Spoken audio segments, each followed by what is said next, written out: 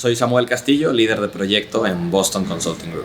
La problemática que detectamos es que los participantes de este programa tienen una buena cantidad de información, que tienen una buena cantidad de análisis, pero no necesariamente la están logrando traducir en planes de acción o en actividades específicas. Hoy les vamos a compartir 10 lecciones que pueden facilitar su proceso de toma de decisión. ¿Para qué? Para convertir la información que ya tienen disponible en acciones específicas.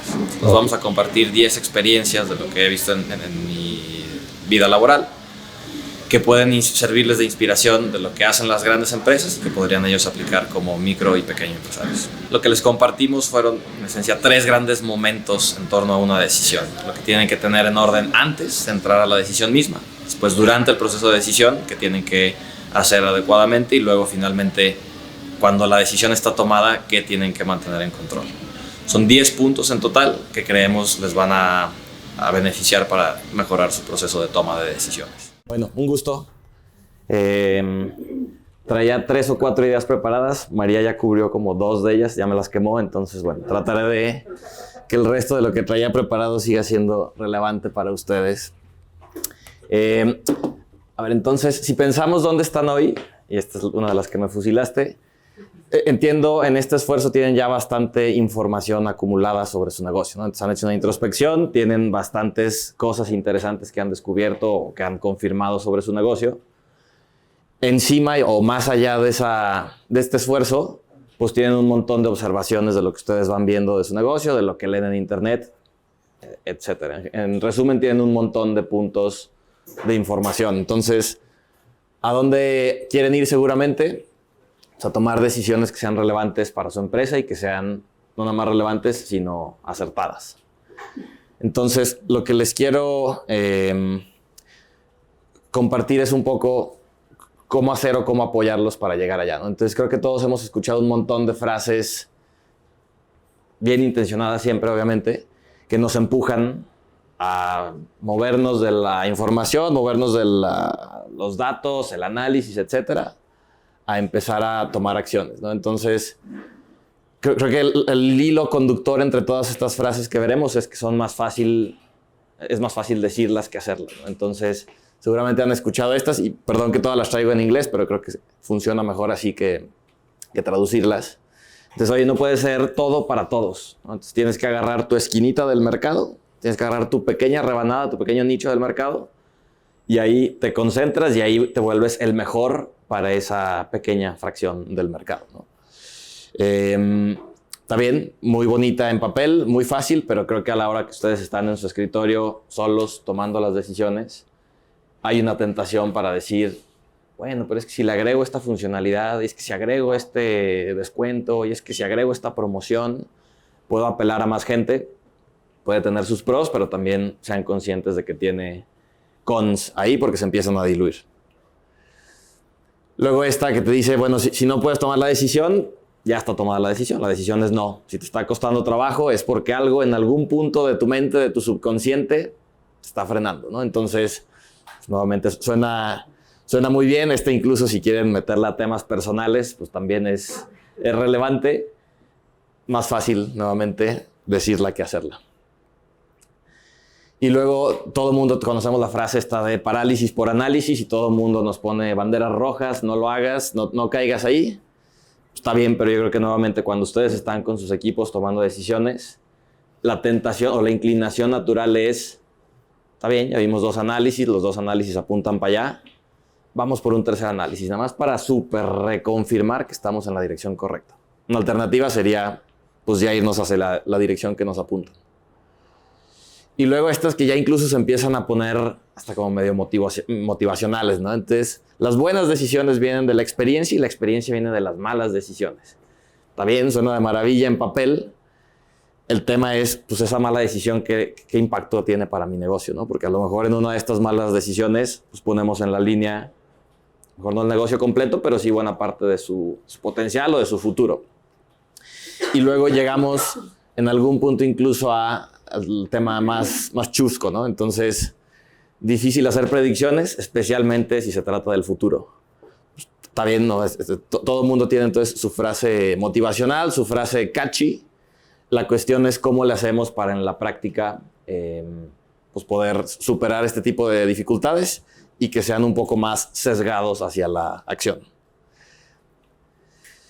Entonces, creo que la reacción natural de su parte es, bueno, pues es que no son enchiladas, ¿no? Tiene cierto grado de dificultad convertir la información, convertir lo que voy aprendiendo en acción. Y sobre todo tengo ahí a lo mejor algo de remordimientos, a lo mejor algo de aversión al riesgo, que pues no me permite, por más que veo que 2 análisis me dicen que es rojo, no me siento cómodo diciendo que es rojo y comprometiéndome a que es rojo y yendo con los clientes a decirle que es rojo y yendo con mis empleados a decirles que es rojo, etc. Seguramente muchos de ustedes sienten esto. Esa es la mala noticia. La buena noticia es, la verdad es que pasa lo mismo con las grandes empresas y la verdad es que pasa lo mismo con las gigantescas empresas que tienen presencia en todos los países que se les ocurra y que hablan todos los lenguajes que se les ocurra, se enfrentan a lo mismo, ¿no? Entonces, a final de cuentas, piensen que la dificultad que ustedes se enfrentan para tomar una decisión es muy humana. Nuevamente son estos temas de aversión al riesgo, son estos temas de ya me rompí la cara para llegar hasta donde estoy ahorita. Una decisión ahí valentona, aventurera, me puede costar parte del negocio, etc. Hay un montón de dinámicas personales que ustedes experimentan y a ustedes los detienen un poco. Piensen que en las grandes compañías es lo mismo. A final de cuentas, la compañía no es la que toma la decisión y no es que si eres una empresa pequeñita te cuesta más y la empresa gigantesca puede más rápido tomar la decisión. Son una colección de miles de individuos tomando decisiones, ¿no? Y entonces cada uno de esos miles de individuos tiene exactamente los mismos temas. No lo ven como si fuera su propio negocio, no lo ven como ya me rompí la cara para llegar hasta aquí, no quiero poner en riesgo, etc. Pero sí lo ven como, hijo, pues tengo que quedar bien con mi jefe. O hijo, pues es que estoy peleando por esta promoción y entonces si la riego aquí, se pone todo en riesgo. O es que mi compañero es el que trae esta agenda y entonces hay ahí algo de grilla, algo de política. Un montón de dinámicas humanas que a final de cuentas frenan a los micro y frenan a los macro. Entonces, lo que les quiero compartir es 10 ideas, no son exhaustivas, no son bulletproof, no son nada, son 10 reflexiones que les pueden ayudar a este proceso de toma de decisión. Entonces, nada del otro mundo, vamos estructurándolas en antes de la toma de decisión per se, durante la toma de decisión y después de la toma de decisión. Entonces, la idea acá es compartirles un poco un ejemplo de la vida real. No les puedo decir cuál es el cliente por temas de confidencialidad, pero les cuento más o menos dónde operaba el cliente y les digo el problema que nos topamos para que un poco ustedes empiecen a sentirse... creo que son dos puntos. El primer lugar es empatía, de decir, bueno, pues, si este monstruo de la industria batalla, no está mal que yo batalle. Y en segundo lugar, compartirles algo de cómo le hacemos para superar estas barreras, que a final de cuentas creo que es lo que más les puede sumar a ustedes. Entonces arranquemos con 4 en la parte de antes de decidir. A ver, 4 ideas, no las van a entender así con la redacción, se las iré platicando. Voluntad para decidir. Tenemos fronteras del análisis ex ante o a priori, o la frase latina que más les guste. Y tenemos marco de referencia correcto y las alternativas correctas. Hasta acá déjenme parar, no hablamos de la dinámica, pero tenemos tiempo al final para preguntas, pero por favor interrumpan en el momento que alguna idea se les venga a la mente. Interrumpan con todo gusto. Vale, entonces voluntad para decidir. Esta, les cuento, era una compañía de cosméticos, direct to consumer, que opera en México. Pertenecen a un corporativo alemán que tiene otros negocios bastante diferentes de la venta de cosméticos en México. Entonces, el management de la compañía alemana nos llama, nos dice, oye, ¿qué hago con este negocio? No sangra dinero, no es terrible, pero está como que muerteando ahí por los últimos no sé cuántos años. Entonces entramos, hacemos todo el análisis, proyecto intenso, esfuerzo intenso, de la mano con el management de la compañía en México, en Estados Unidos, etc. Llegamos a la conclusión que este negocio está algo erosionado ya de por sí y va en la tendencia para abajo. Entonces, recomendación, vendan este changar. Ahora que pueden, ahora que está mejor posicionado, vendan, sálganse de acá y enfóquense en sus negocios core, digamos. Entonces, todos los análisis estaban a prueba de... perdón, adelante. Oye, me estás comentando de que la tendencia de los cosméticos va para abajo. pero Rihanna acaba de ser multimillonaria por cosméticos. Rihanna, pero este cliente específico... ¿Por qué? Son... O sea, procesos, productos. La primera que se me viene a la mente es marca. Entonces, acá nuestros amigos, no les puedo decir el nombre, pero no tenían a nadie en sus comerciales que se pareciera siquiera a la fama de Rihanna. Esa es la primera que viene a la mente. Pero Rihanna le pegó su negocio porque se enfocó en un sector que nadie se enfocaba, en la gente de color. Otra diferencia respecto a estos es, o sea, para todos los colores y sabores, un poco al tema que discutíamos de, pues no puede ser todo para todos. Ahí tienes un ejemplo de, pues bueno, Rihanna, en lugar de decir, acá está todo el mercado y ahí va una sábana que intente cubrir todo, yo me enfoco en esta esquina y soy la mejor. Estos eran un poco más la sábana. México, sin Rihanna como imagen, otras dificultades del management, tenían unos proyectos en Indonesia, tenían unos temas interesantes. Pero el contexto específico de esta firma de maquillajes, para abajo. Tomamos la decisión de recomendar, vendan el changarro. Todo de maravilla, nada más que cuando llegamos a presentar al board, pues en esencia nos topamos con que el board no quería vender. Entonces el board nos contrató y el board nos trajo, hagan la chamba, que sea la respuesta correcta. Y estaban dispuestos a hacer cualquier cosa que les dijéramos, menos vender. Entonces, pues imagínense la cantidad de waste que mencionamos ahí arriba. No es barato pagarle a BCG, no es barato tener a tu management distraído atendiendo a los consultores en lugar de estar operando el negocio. Pones nervioso un poco a la operación, ¿no? Entonces imagínense la gente que vea que llegan los consultores a hablar con el director general, pues se las huelen y dicen, se me hace que van a vender el changarro, se me hace que algo va a pasar, se pone nervioso todo el mundo. ¿Y para qué? Pues para nada, porque a final de cuentas, como que los miembros del board se sentían obligados a a hacer la pregunta y a traernos para responder la pregunta, pero no estaban listos para follow through, como dicen los gringos, con la decisión. Entonces, primera lección, éntrenle a decisiones y comuníquenle a sus equipos solo las decisiones que están cómodos, con cualquiera de los cursos que los pueda llevar. Si no están listos para tomar camino A o camino B de esa decisión, entonces a lo mejor tienen que reconsiderar la pregunta en cuestión. ¿Preguntas?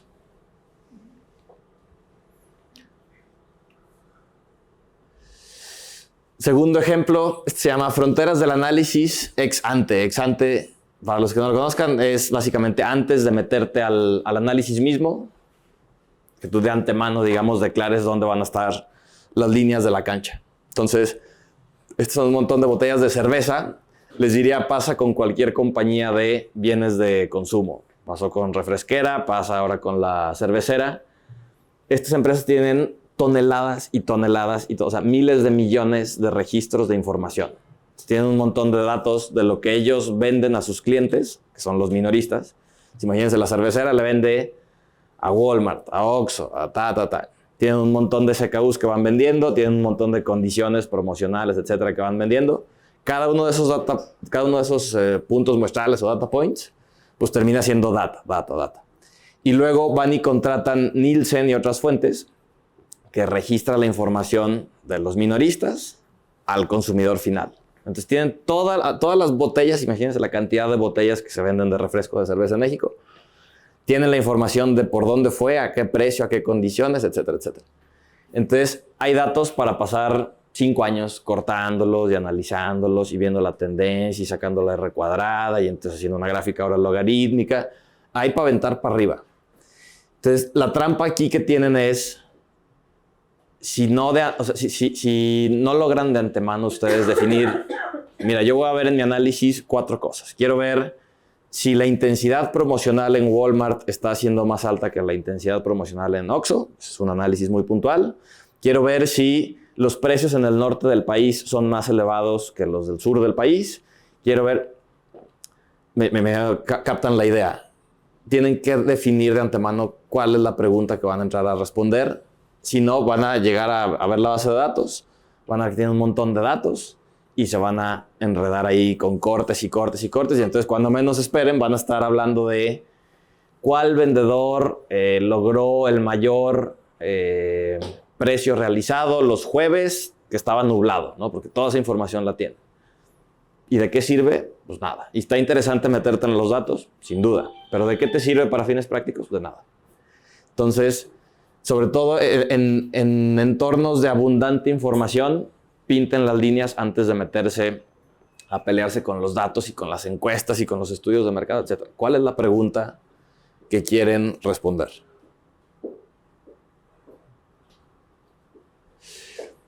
Esta es con una cementera, específicamente en la división de concreto, ¿no? Entonces, para los que no sepan, concreto es pues, el cemento más agua, más piedra, más arena. Entonces acá el punto es que el marco de referencia sea el correcto y entonces no necesariamente tiene que ser either or, y ahorita les explico. Entonces estábamos haciendo un proyecto para encontrar todas las oportunidades para hacer más rentable la operación de la concretera. Entonces hicimos los análisis, estuvimos hablando con la gente, etcétera. Nos topamos con 3 oportunidades muy grandes y muy claras que tenían para ser más rentables. Una era el precio del metro cúbico de concreto como tal. Tienen sus precios de lista, tienen unos descuentos autorizados, son unos rangos, y entonces lo que ves es que todo mundo, todos los vendedores, pues, por ganarse la venta, se van hasta el extremo, sin que el cliente los presione, sin que el cliente les regatee, rápidamente se van al extremo del rango, al extremo de lo posible. Entonces ahí la oportunidad era, ¿cómo le haces para controlar esos descuentos para que cuando sea una obra grande, sea una obra estratégica, lo que sea, fine, utilices tu descuento? Pero si es Juan Pérez en su casa, pues no, pues vende el metro cúbico de concreto a lo que cuesta, sin descuento.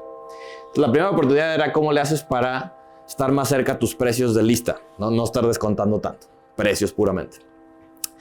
Luego había otro tema que era la parte de productos especiales. Entonces hay concreto del normalito, digamos, y luego hay concreto que fragua más rápido, y luego hay concreto que es mejor para la humedad, y luego hay concreto que etcétera, etcétera. Entonces, la penetración de estos productos especiales era bajísima, porque pues normalmente como son más caros, pues requiere más esfuerzo del vendedor, tienen una parte de conocimiento técnico detrás que el vendedor tiene que ser capaz de explicar y decir, pues explicar los beneficios al dueño, al cliente, etcétera. Entonces, pues los vendedores terminaban diciendo, no, pues es mucho rollo, mejor me voy con el concreto normalito, y estos que para la humedad y para el fraguado no sé qué, los dejamos de lado. Entonces, pues ahí estás dejando lana en la mesa, porque hay muchos clientes que sí realmente necesitan, porque están en un hotel en la playa, por lo que sea, necesitan el fraguado especial o la humedad o lo que sea. Entonces, segunda oportunidad, empujar con mucha mayor intensidad los productos especiales, que son más caros, son más rentables. Tercera oportunidad, servicios adicionales. Entonces, los servicios adicionales es, por ejemplo, había un flete, digamos, si estás Anca la ciudad, necesitas pagar un costo adicional para que pues, la revolvedora vaya hasta allá, ¿no? Bombeo, ¿no? Entonces, cuando están en un piso alto, hay que estar bombeando el concreto, etc. Entonces, todos esos precios, como que se sentían hasta apenados los vendedores de cobrarlos, ¿no? Entonces, era un tema como muy psicológico, volvemos a lo mismo, de, pues es que nosotros somos concreteros, pues yo vendo el concreto, pero el servicio adicional de logística, pues no, termino cobrando ahí cualquier cosita, 20 pesos literalmente por llevar una revolvedora a 40 kilómetros de la planta. Oye, ¿y el bombeo? No, pues es que el bombeo también pues es parte de, pues si estoy vendiendo el bombeo, el concreto, pues se tiene que bombear, entonces pues es parte de, ¿no? Pues lo vendo a 180 pesos el metro cúbico. Esos dos, sobra decir, sangraban dinero. Y el costo real eran 100 pesos de lo logístico y 300 pesos de los bombeo, whatever. Entonces, 3 oportunidades bien claras para apretar tuercas y mejorar la rentabilidad. Y entonces, cuando llegábamos con el management a decirles, estas son las oportunidades, puedes apretar tuercas en A, B y C, nuevamente ellos empezaban a negociar con ellos mismos. Entonces, sin ningún cliente en la sala, por supuesto, ellos solitos se ponían a defender antes al cliente que al accionista de su empresa, o que al director general de la empresa, o que al consejo de administración de la empresa. Y entonces empezaban a decir, bueno, pues sí, tienes razón, la parte del precio sí nos la estamos bañando, vamos a arreglar esto. Híjole, pero la parte de los servicios adicionales se me hace que no, va a estar muy agresivo, ¿no? Y aparte, imagínate tener esa conversación, llegar con los dos guamazos en uno. No creo. Y la parte de productos especiales, no, menos, olvídate. Entonces, sin que hubiera ningún cliente ahí empujándolo, regateando, ni mucho menos, ellos solitos negociaban con ellos mismos. y sentían que si habíamos encontrado 3 oportunidades era pues una, y para que el consultor como que sienta que si hacemos algo, a nosotros pues claramente no nos importa, o sea, no dependen de eso nuestros incentivos ni mucho menos, y entonces terminaban diciendo, bueno, órale, te doy por tu lado en una, pero no en las 3. Creo que era el marco de referencia incorrecto, porque no era una u otra, podían ser las 3, una y otra y otra. Ahí logramos empujar y logramos más o menos convencerlos. Si ahora les venden más caro un metro cúbico de concreto y el bombeo, es una disculpa. ¿Preguntas?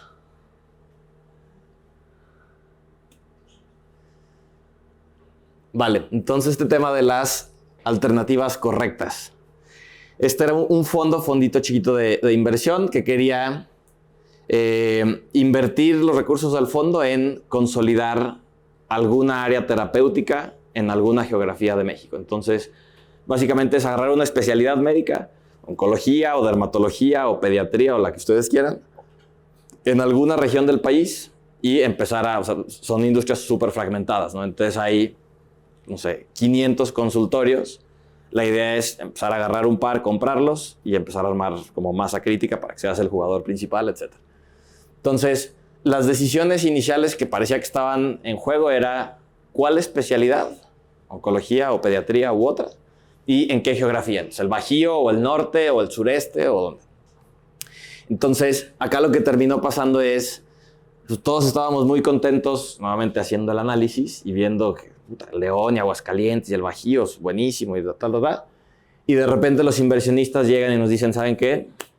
Se cancela todo, como decía el del meme, porque el inversionista le salió otra oportunidad, tenía otras cosas que hacer, una presión que no habían anticipado, y entonces retiró los fondos del fondo, valga la redundancia.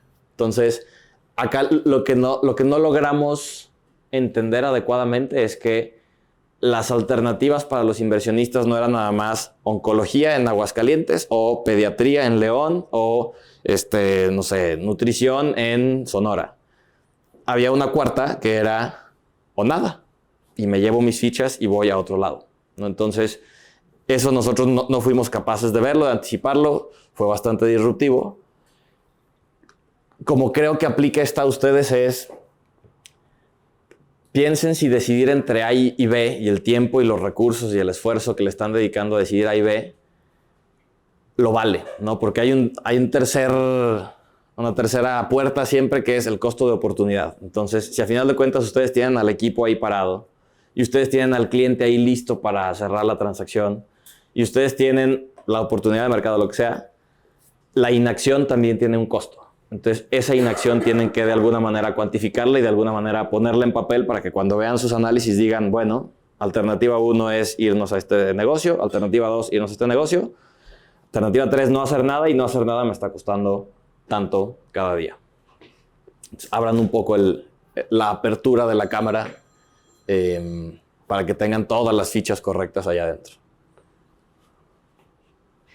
Con esto cerramos la sección de antes. Vamos a ir a la de durante. ¿Preguntas, comentarios, inquietudes?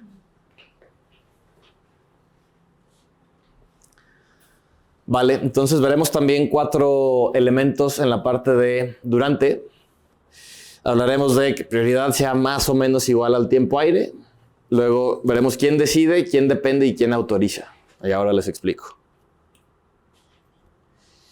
Entonces, prioridad igual a tiempo aire. Acá me traje otra imagen, pero también aplica para las refresqueras y para las cerveceras, ¿no? Con tantísima información disponible y tantísimas cosas interesantes que salen de esos análisis, hay una tentación muy fuerte para que veas algo que por alguna razón te parece curiosón, te parece interesante, te parece llamativo, y entonces te clavas ahí. Y haces la siguiente pregunta, das un doble clic, oye, aquí este número me parece raro, vamos a investigar un poco más para entender qué está pasando. Y entonces das el doble clic y se pone todavía más interesante porque sale algo más inesperado, sale algo más sorprendente, etc. Y entonces vas y das otro doble clic. Está bien, nomás que ya pasaste 3 días metiéndole a ese tema que te parecía interesante y te parecía sorprendente. Terminaste metiéndole 3 días a algo que probablemente valía el 2% del negocio, o el 5% de las oportunidades que estabas considerando, o el 10% del crecimiento potencial, etc. Entonces, ustedes tienen que ser bien celosos del tiempo, de cómo asignan el tiempo a discutir cada cosa, ¿no? Entonces, si hay algo, si tienen 3 opciones sobre su escritorio, tienen que rápidamente saber definir cuánto, más o menos, no tiene que ser perfecto, pero cuánto vale cada cosa, para que entonces puedan decir, oye, a ver, alternativa A vale 50 pesos, alternativa B 40 pesos, alternativa C 10 pesos. Perfecto. Con eso ustedes deberían estarle dedicando 5 horas a alternativa A por cada hora que le dedican a alternativa C. Y entonces, si en alternativa C hubo algo interesante ahí que les llamó la atención y le metieron 4 horas, una mañana porque estuvo buena y traían ganas de entrar, órale. Son 20 horas que le estamos debiendo a alternativa A, ¿no? Entonces, son términos muy brutos, muy redondos, obviamente, pero fíjense qué tan rápido se desproporciona la asignación de su tiempo. Sí, porque básicamente eso.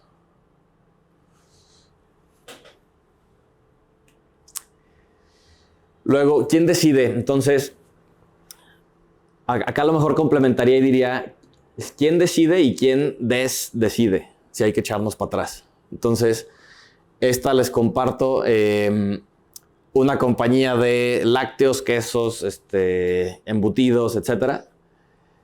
Estábamos haciendo unas iniciativas de ahorro, ¿no? Entonces era un esfuerzo 100% interno, sin que involucraran ningún tema comercial, clientes, etc., sin que involucraran ningún tema con la autoridad, nada. Todo 100% interno, y entonces de lo que se trataba era de que por funciones, los de logística y luego los de operaciones y luego los de los viajes y luego los de recursos humanos, etc., encontraran cómo hacer, o sea, iniciativas para hacer más esbelto y menos costoso su operación, ¿no? Entonces, los de RH decían, bueno, pues los entrenamientos ya no los vamos a hacer en vivo, volando a todo mundo a la ciudad. Ahora van a ser un componente virtual y un componente no sé qué. Perfecto. Entonces, parte de la dinámica era, una vez que defines la iniciativa, le pones un valor estimado, hay que hacer números, hay que hacer 2, 3 triangulaciones, etc. Pones un valor estimado en papel, que es el que te comprometes con los jefes, y luego de ahí armas un plan de acción. ¿Quién se va a encargar de hacer qué, cuándo?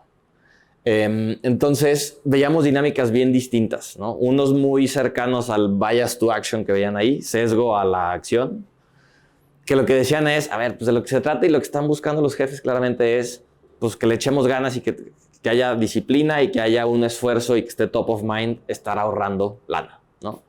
Captaban muy rápidamente que ese era el meollo del asunto, y entonces hacían 2, 3 números redondos, le preguntaban a 2 que sabían en la operación, listo. Aquí está nuestro número. Números redondotototes, ¿no?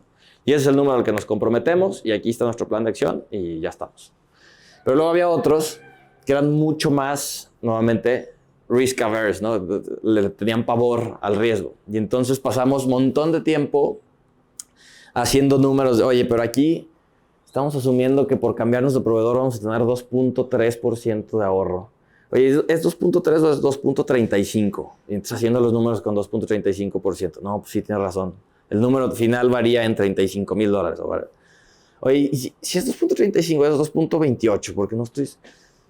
Entonces, unas conversaciones que nuevamente al punto de cómo asignamos el tiempo, pues pasamos en el tercer decimal, montón de horas, y cuánto movía el tercer decimal, pues algunos miles de dólares contra cientos de miles de dólares.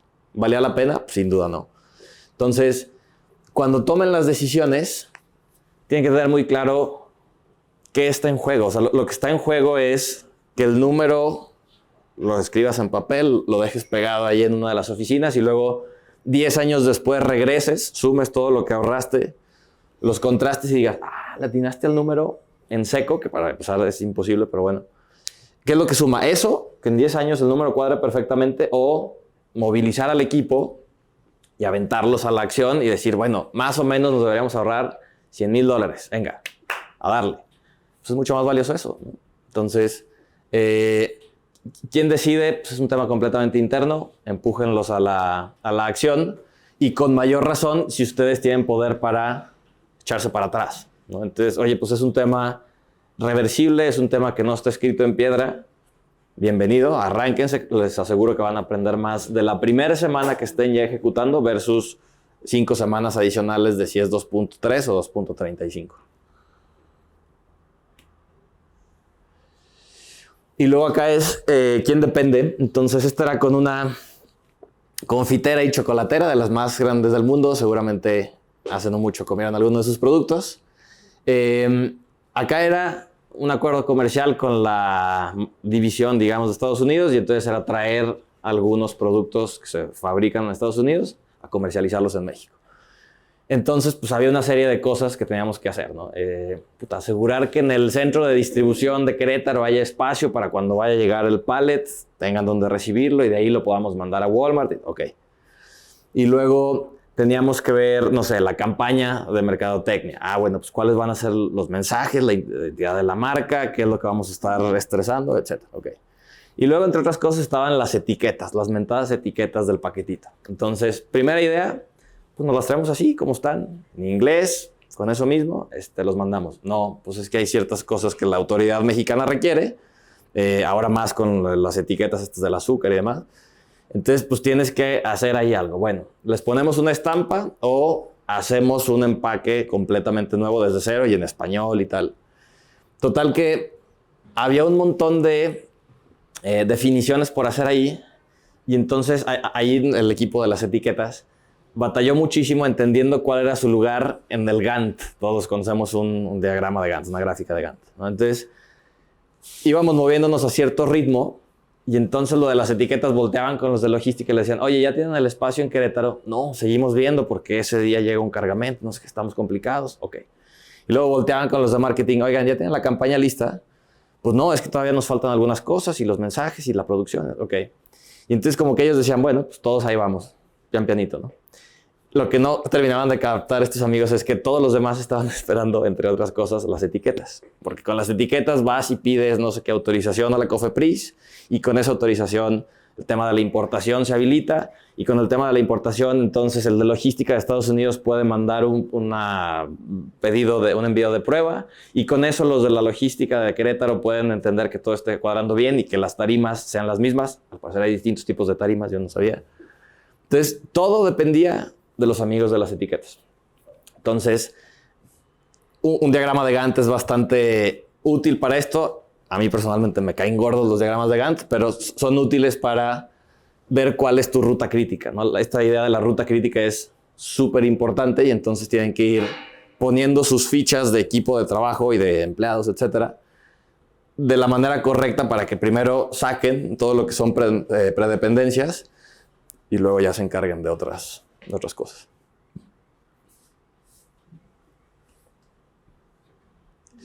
Luego, por último, ¿quién autoriza? Entonces, esta es con uno de los 3 grupos aeroportuarios de México. Acá, no sé si tengan contexto, pero cada 5 años se negocian las tarifas máximas. Las tarifas máximas, en esencia, son las TUAs que ustedes pagan cuando toman un vuelo.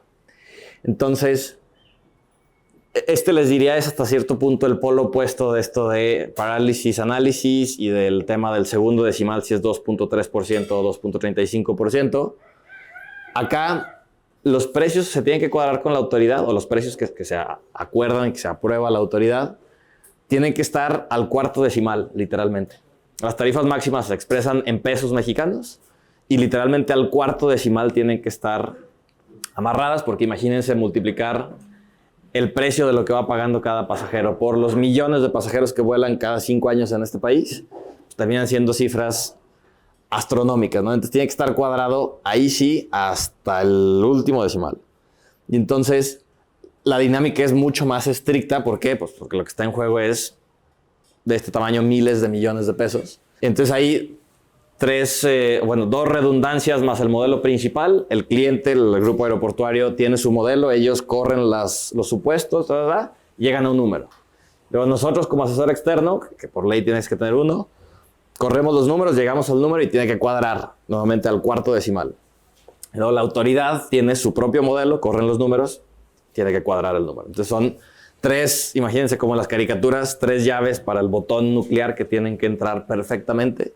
Si no, no se aprueba, ¿no? Entonces, ¿cuándo lo amerita? Pues cuando son los precios que vas a estar aplicando para decenas de millones de clientes.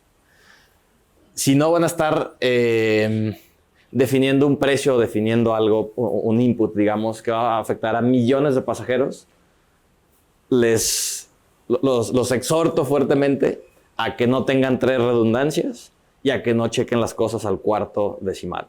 Váyanse con números redondos, el chiste es que se muevan a la acción. Y entonces en la última parte, 2 elementos después de que la decisión está tomada. Entonces, y les diría estos, no quiero decir que sean más importantes que los anteriores, pero son al menos igual de importantes que los anteriores. Entonces, comunicación de la decisión, este verano, el que te platicaba, un due diligence. Due diligence es cuando una compañía quiere comprar a otra. Entonces, un fintech quería comprar a una compañía de estas que hacen software para contabilidad de pequeñas y medianas empresas. Y entonces, pues haciendo toda la diligencia, oye, ¿cuánto vale este negocio? ¿Qué perspectiva tienes hacia el futuro? ¿Hay fit de las culturas? ¿Hay fit de los estilos de trabajo? Etcétera. Haciendo todo el análisis. Y entonces, cuando llegamos a presentar los hallazgos, que la recomendación era no les recomendamos comprar porque hay ciertos conflictos, tendencias, etcétera, que no les convienen. Llegamos y entonces, minuto 1 de la junta, el director nos dice, oye, por cierto, acabo de colgar con el consejo de administración y ya le comuniqué que pues, la decisión no vamos a comprar esta compañía. Entonces, pues nosotros traíamos nuestras 125 láminas demostrando por qué no deberían comprarlo. ¿Para qué? Pues quién sabe. Y créanme que esa semana me desvelé intensamente.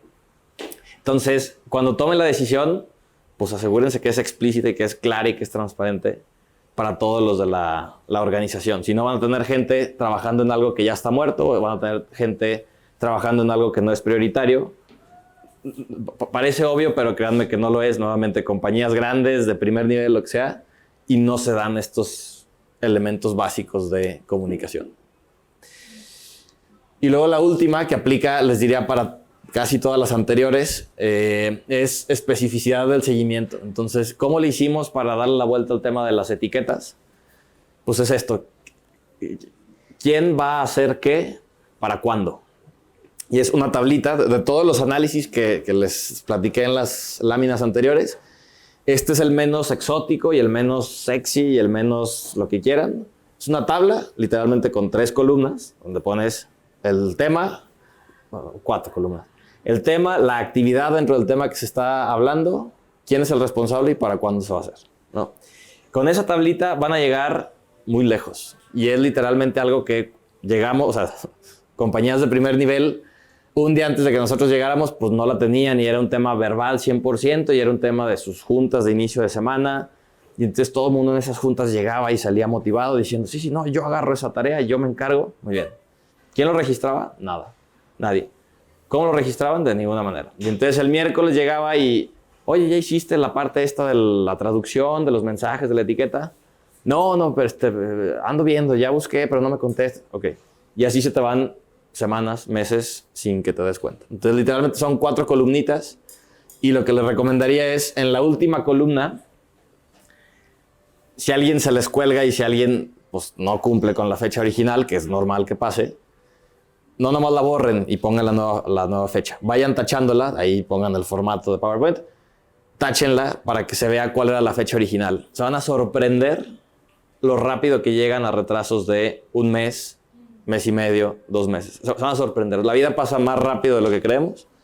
Cuando menos se acuerden van a decir, caray, esto era para el 3 de septiembre, mañana es Navidad, ¿en qué momento? Entonces, esta es la menos sexy, pero créanme que es la más poderosa. Sí me atrevo a decir que es más poderosa que todo el rollo que les eché atrás. Pues nada, era eso el material que traía preparado. ¿Preguntas, comentarios, quejas, tips? Nombre. No. Bueno, no sé si tengan preguntas, si no, para si llegan un poquito más tarde, es para Consemar se revisó la parte del proceso de la toma de decisiones que deben de tener para sus empresas a partir de ciertos datos, de los datos que ustedes ya como que han estado trabajando. Y bueno, la verdad es que yo le dije, los muchachos preguntan mucho, no sé por qué hoy en especial están muy quejosos, no es queja, yo creo que te los asustan, pero la verdad es que si están ahorita, por ejemplo, ustedes tienen una de las unidades que evaluaron o que quieren tomar alguna decisión, sí es como importante que se pregunten en qué paso están atorados, ¿no? O sea, si están atorados en el análisis, están atorados en querer tener el número exacto, o no sé, ¿no? El punto es que ustedes como que analicen en qué es lo que los está como deteniendo de que puedan llevar a las acciones todo lo que ya estuvieron como poniendo en papel, ¿no? Porque ellos ya también construyeron un esqueleto. Bueno, yo les mostré un poquito de lo que ha sido el trabajo previo de ustedes y deberíamos de tener ya como más acciones, ¿no? O sea, como por rubro, ¿no? Y bueno, quédenselo como análisis, Pepe nos hace favor de grabarlo, se los vamos a compartir para que ustedes vuelvan a revisar el procesito y la verdad sí hagan una reflexión de por qué no estoy como avanzando, ¿no? O sea, a lo mejor cuál de esas cosas me está atrapando, o si a lo mejor ya lo hice pero simplemente no lo he comunicado al equipo, o como, no sé, como puede pasar. ¿Tienen alguna pregunta? ¿No? ¿Muchachos? Muy bien. Estamos frustrados. Vamos a tomar decisiones. Adelante. Por ejemplo, es una empresa pequeña, va creciendo y apenas la decisión está en una persona, no hay equipo todavía, nada, o sea, ahí ¿cómo es la medición? ¿La medición en la parte del seguimiento, lo último que veíamos, o en qué? En general en la toma de decisiones veo que hay muchos participantes en el tema, ¿no? O sea, de las diferentes partes de la empresa, pero cuando es una persona que va empezando, que todo el proyecto apenas inicia en una pyme, hay como estarte como midiendo, ¿me explico? Sí, creo que debería ser en teoría más, no, iba a decir que era más sencillo, ¿no? Entonces, al final de cuentas, en una empresa, no necesariamente grande, pero ya establecida, tienes varias complejidades de agenda política, miedos y aversiones, ambiciones, cumpleaños que se te atraviesan, etcétera, ¿no? O sea, todo el mundo está optimizando en el fondo de su cabeza. Híjole, pues esta oportunidad a lo mejor no quiero entrarle ahorita porque yo quiero irme de vacaciones a la playa tal, y la junta de arranque que están, o sea, cosas tan banales como esas, la verdad es que todas las metemos todos los días en nuestras decisiones. Entonces, lo que te simplifica estar sola es, pues nada más es tu conjunto propio de complejidades, ¿no? No tienes que ir luego a hacer que hagan fit o hagan match con la de los demás, ¿no? Entonces, eso te puede ayudar, pero a final de cuentas hay varias de estas cosas que aplican, ¿no? Entonces el tema de aversión al riesgo y de querer estar triple confirmado antes de dar un paso, porque dices, bueno, pues duré 2 años pensando la idea, no me animaba a lo mejor a renunciar a mi trabajo o a juntar lana para lanzar la primera semana de operación. Ya pasé por ese periodo difícil y entonces ya tengo algo. Y entonces no lo quiero poner en riesgo, ¿no? Pero a final de cuentas lo que tienes que entender, o sea, y aquí lo que ayuda mucho es mídanle un par de cosas a sus iniciativas o lo que tengan enfrente de ustedes. Una es el impacto si sale mal y otra es el impacto si sale bien, ¿no? Entonces lo ponen en una matriz 2x2 y a los consultores se burlan de nosotros porque todo lo queremos poner en una matriz 2x2. Pero literalmente, imagínense, si es poco impacto positivo potencial y poco impacto negativo potencial, pues esas son como indiferentes, ¿no?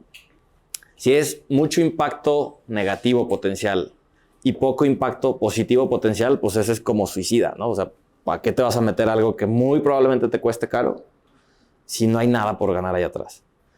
Y luego están a lo mejor las de cuento de hadas, que es poquito impacto negativo y mucho impacto positivo. Pues esos son los que mañana o ahorita al ratito deberías arrancar. ¿Por qué? Porque si pierdes, si te va mal, ¿qué? Pues sí, vas a perder 2 días de ventas y vas a quemar la relación con un cliente que pues, es de este tamaño, tampoco te importa mucho. Y en cambio, si sí le pegas, mucho por delante. Y luego, las difíciles son mucho impacto positivo y mucho impacto negativo, porque ahí es básicamente si quieren apostar la casa a cambio de un potencial retorno muy grande, ¿no? Entonces, esas son las que más de su tiempo debería requerir para la toma de decisiones. Las otras 2, la verdad es que deberían ser fáciles. O sea, poco positivo, poco negativo, no estoy interesado. Mucho negativo, poco positivo, ni de chiste. Mucho positivo, poco negativo, claro. Y las que son mucho y mucho, pues bueno, hay que pensarlas.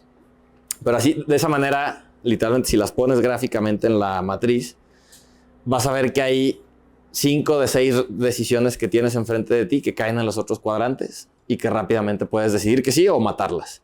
Y va a haber una que es la que deberías estar considerando, pero entonces ya está mejor tener en tu plato una a la que le tienes que dedicar todas las pilas para decidir contra 6. ¿Respondí? ¿Es útil? Ok. ¿Qué más? Cuando es una empresa donde, bueno, una empresa familiar, donde si hay 10 hermanos, 5 hermanos, son los 5 tienen que tomar decisiones. ¿Qué sugieres? ¿Qué se debería de hacer? ¿Todos deberían tomar decisiones o debería ser una persona la encargada? O sea, ahí creo que entra un montón de complejidad de la familia y del contexto de la familia, que me imagino no es sencillo. Ahí los que lo hacen muy bien son los regios, que en esencia son empresototas familiares, pues todos los grandes nombres de las empresas regias, pues a final de cuentas vienen de los Garza, ¿sabes? No sé qué. La misma familia y ahí van creciendo, ¿no? Entonces ellos lo hacen muy bien porque precisamente dejan que solo unos cuantos o solo unos pocos tomen decisiones y siempre los obligan a ellos a que entren desde abajo y que estén tiempo completo 30 años antes de ser el nuevo director general, ¿no? Entonces pintan la línea muy claramente para no dejar que alguien pues, sea como junior, digamos, ¿no? Que nomás estira la mano y pues bueno, tiene el apellido y entonces pues tiene el 10% de las acciones y entonces cree que tiene el 10% de los votos. No, ahí puedes separar y puedes decir, está bien, eres parte dueño y eres parte heredero y lo que quieras. Ahí va en términos de utilidades y de rendimientos. La toma de decisiones es otra cosa distinta. Entonces ahí le entramos nada más los que pasamos al menos N horas a la semana en el negocio. O ahí entramos nada más los que llevamos al menos N años en el negocio. ¿Me explico? Y es una conversación, nuevamente, más fácil decirla que hacerla. Pero es un poco, o sea, a final de cuentas eso es lo que estas mega compañías las hacen muy bien. Cinépolis es un caso similar. Había varios en la familia y entonces el bueno era Alejandro, el talentoso, digamos, era Alejandro, y entonces hicieron un proceso de sucesión para que él fuera el que viniera a tomar las riendas. Todos los demás cobran y todos los demás reciben su rebanada proporcional de las utilidades, pero el que decide y el que es el director y el que manda es el otro. ¿Qué más? Yo te quería, bueno, pues nos hemos dado cuenta a través del tiempo que llevamos trabajando que muchas veces la decisión como recae en una misma persona es muy difícil de que pueda avanzar porque pues realmente eres pues tú y si dejas de pagar nómina o si creces en negocios y lo quiebras y todo, es en ti. Aquí, ¿qué sugieres que puedan llegar a hacer? Que a lo mejor se soporten de su equipo, si es que lo tienen, y si no, ¿cómo pueden llegar a una decisión un poco menos crítica o responsable de mí? O sea, por ejemplo, yo sé que puedo quebrar la empresa, pero o la puedo llevar al éxito, y según mi tablita, pues todo iba muy bien y demás, pero ¿cómo puedo hacer que no sea tan complejo para esa persona esa toma de decisiones? Que se puedan pues, preguntarle a alguien más o cómo pueden hacer esa cuestión. Sí, creo que ahí es un tema de roles. Entonces, o sea, a final de cuentas, algo que yo aprendí en alguna clase y que me parece una lección interesante es todo lo que no esté por escrito en cualquier relación humana, que no sea una relación personal obviamente, pero relación humana, profesional, de negocio, etcétera. Lo que no esté escrito se va a convertir en un malentendido, sí o sí. Porque en algún punto una de las partes va a decir, mira, esto no está escrito, seguro significa que yo puedo hacer esto. Y el otro, en su mente, sin haberlo comunicado, como decíamos, está diciendo, bueno, eso no está escrito, pero es obvio que no vamos a hacer eso. Se asume que no es eso. Bueno, pues no asuman. Entonces mejor pónganlo en papel. Entonces, yo creo que ahí por donde tienes que empezar es decir, a ver, hay un montón de decisiones por tomar. Ya vimos la tablita y entonces hay un montón de decisiones con poco riesgo por tomar. Esas me las chuto yo. Pero luego las decisiones de alto riesgo, que son las que pueden convertir esto en un hitazo o convertir esto en un bombazo, vamos a poner un procesito de, como llaman los roles estos, ¿no? Entonces, ¿quién es responsable de tomar la decisión? ¿A quién se informa sobre la decisión? ¿Y quién tiene voz sobre la decisión? Entonces, son a lo mejor 5 puntos en una hoja de Word, no piensen que esto es un manual, no, empiecen sencillo. 5 puntos en una hoja de Word donde dicen, oye, para las decisiones difíciles así y así y así, yo me voy a encargar de traer a la mesa el análisis relevante y luego, en segundo lugar, esto se consulta con los gerentes, por decir algo. Va y se consulta con todos los gerentes y se obtiene su opinión. Y luego, en último lugar, la decisión se toma colegiada. Entonces, no es un tema de que yo sea el que vaya a ser culpable de la quiebra eventual de la empresa, sino que es 2 firmas, ¿no? O 3 firmas aprobando esta decisión. Ya está. Son 3 líneas donde entonces la persona esta que describes en el ejemplo, en lugar de sentirse abrumada por decir, hasta mejor lo meto al cajón porque pues igual y quiebro el negocio y pues estoy frito, ya diga, ok, la decisión no es mía, la decisión va a llevar 3 firmas y entonces pues ahí llevamos 1/3 cada quien y lo hicimos siempre de buena fe y lo hicimos con la mejor información disponible, etc. Entonces, poner eso en papel y que todo el mundo esté comunicado de eso y todos estén informados y todos estén de acuerdo, pues ya te avanza varios pasos en el camino. Habrá algunas que sean complejas, ¿no? Y habrá algunas que sí le peguen un golpe fuerte a la empresa, pero pues también es parte de, ¿no? O sea, pues emprender es riesgo desproporcionado y retorno desproporcionado, ¿no? Muchas gracias. Gracias. Por tu plática. Con gusto. Nos dejaste literal sin palabras. Gracias. Gracias.